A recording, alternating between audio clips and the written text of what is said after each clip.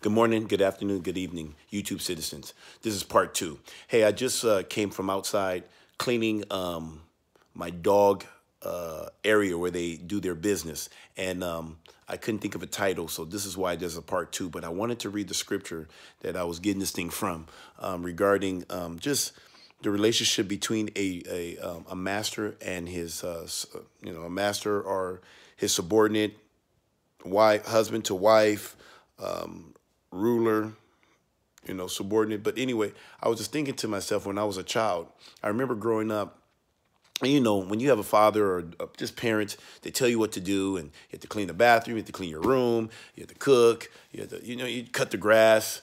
When you get in trouble, they spank you, and all those times when you were a child, you just thought it was so hard, And I remember you used to saying when I was a child that, man, when I get older, I can't wait till I get older. Man, life will be so much easier when I get older.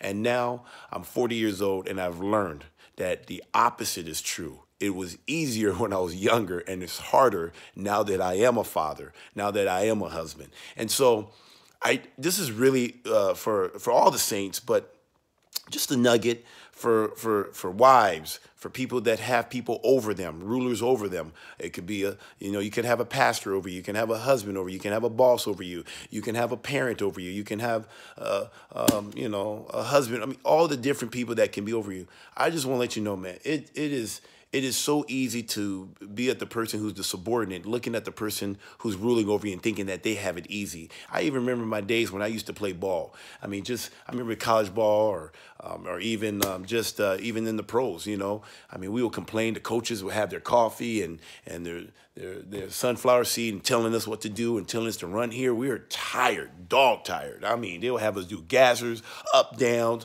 do the play over again. And it was easy for them to say it. They just sit on their butt all day and just barking commands and everything. And it's so easy to get to a spirit of just complaining, murmuring and complaining of those who rule over you, And I remember one time, and I don't celebrate these holidays anymore. I think it was Christmas or Thanksgiving, but, we had that day off. And I'm with my family, and I remember just driving, maybe just going out to get shopping or something. And I remember driving by Lambeau Field, and I remember seeing all of the cars in the parking lot. It was all the coaches, and I'm thinking like, wow, we're at home enjoying the holidays, and I call it the pagan holidays now, but we're enjoying the pagan holidays, and you have the coaches still working while the players at home.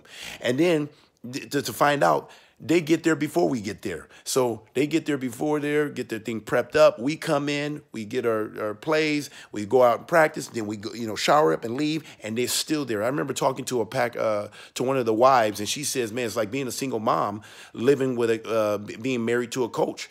She said that when, she always saw her husband while she was in bed. He came late at night, she was in bed. He left early enough, she was in bed. I mean, she was always in bed. I mean, literally, the husband comes when he sees his wife in bed. He leaves early enough and his wife is still in bed. And so, people, I just want to tell you, those who have rulers over you, don't make their job so hard.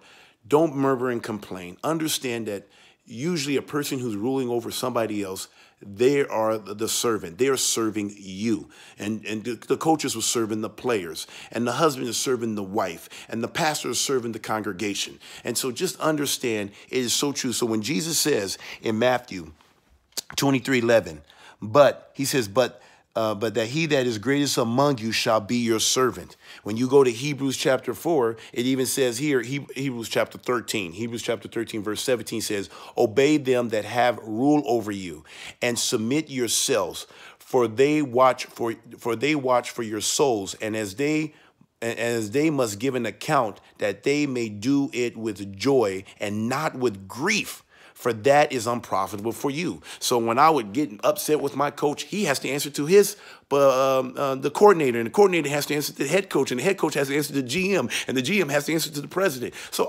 people, I'm just telling you, everyone, I mean, it's already hard enough as it is. And whoever is above you is probably is working harder. I know it doesn't look like it, but usually they're responsible. So I'm out there, I'm taking care of my dogs. I don't need my dog bitching and complaining. Literally, she is a bitch. But anyway, I don't need her bitching and complaining when I'm out there feeding her, picking up her crap, and I don't need that stuff. I just need her to obey. And so the same thing with a husband. I mean, so you guys know where I'm going through my marital situation right now, but I'm just showing you another nugget of, man, this word is real. I mean, I love I love Yah's word. I just love it. So anyway, once again, I just wanted to share that. So here's a part 2. I really wanted to put some scripture context to what I was talking about out there. It was so cold out there. I mean, I went out there with a T-shirt, no gloves. I did have my muck boots. But other than that, it was cold out there. When you're out there shoveling snow and you think it's going to be real quick, but it was a lot of snow. So anyway, tell me what you think.